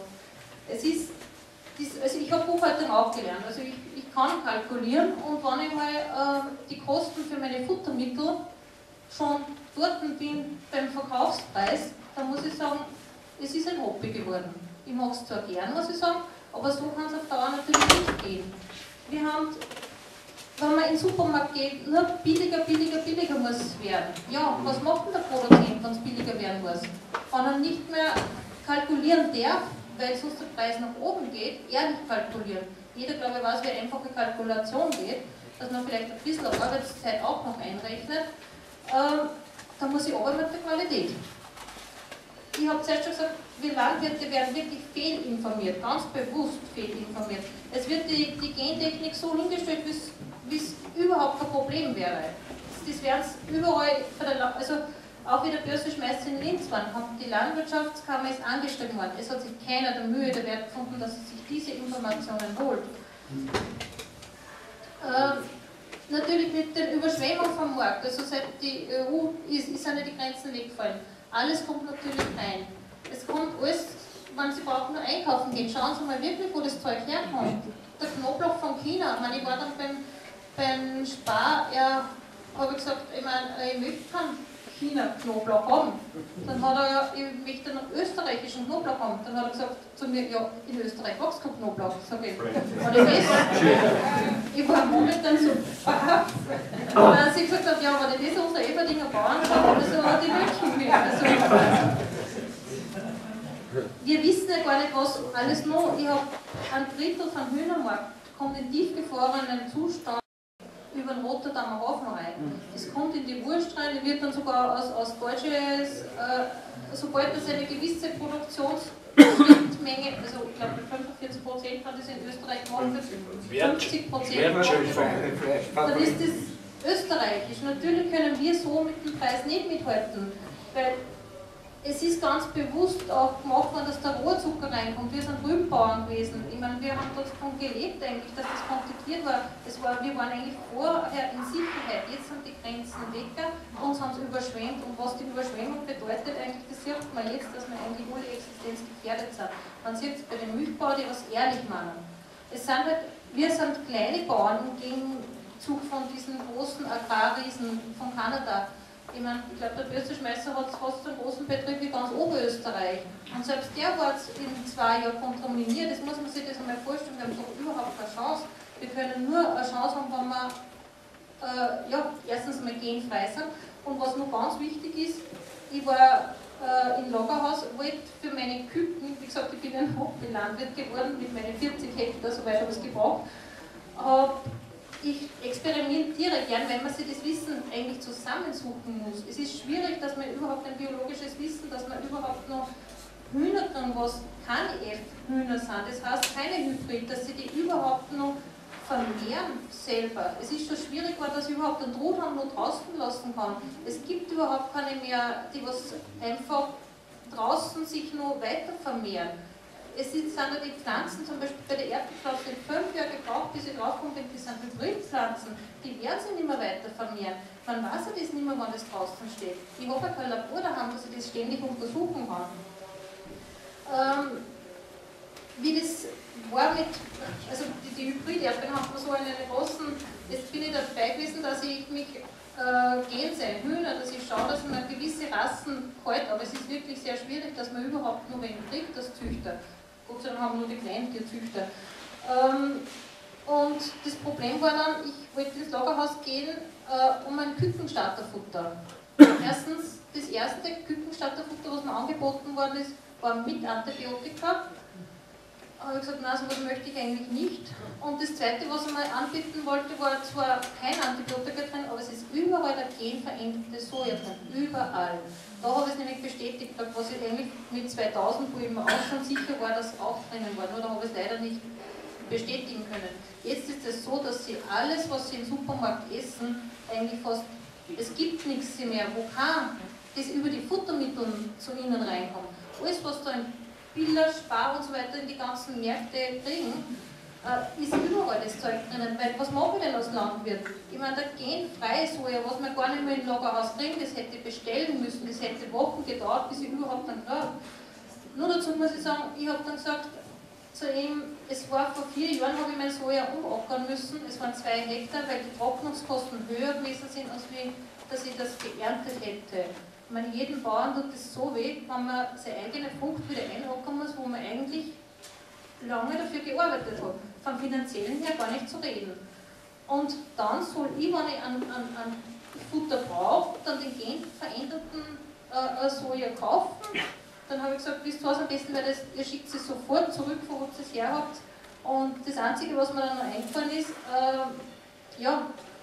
die Not macht erfinderisch. Ich habe mir halt dann meinen ganzen Grundkern, was ich daheim gehabt habe, und meinen ganzen Ding hergerieben und habe halt dann denen diese Starterproben, siehe da, sie haben gigantisch zugelegt und sind wirklich schon schön groß jetzt. Also es ist Hoffnung, nur es muss uns das bewusst werden, weil so wie es in Indien abbrennt, brennt es auch bei uns in Österreich genauso, nur ein bisschen anders. Alles ist ein bisschen verschönt, so auf unsere Art und Weise, aber es ist genau das Gleiche. Und diese Abhängigkeit, was wir jetzt schon sind, wir sind in der kompletten Abhängigkeit, wir brauchen sie da nicht glauben, wir sind da nur in Sicherheit, das ist eine große Gefahr für uns alle. Ihr seid, glaube ich, die meisten Konsumenten, jeder Konsument kann mit seinem Geld zum Biobauern hingehen. Es gibt so viele, die was gut bei uns nur wirtschaften, die was versuchen, das Wissen auch wieder lebendig zu erhalten, weiterzugeben und ja, dass ihr einfach dort einkauft. Wirklich schauen, was ihr einkauft, ganz bewusst, wirklich ganz bewusst hingehen und wirklich nur da mehr, und außerdem eine regionale Sicherheit werden wir brauchen, glaube ich, und das ist auch das Gute, so wächst man wieder zusammen und ich hoffe,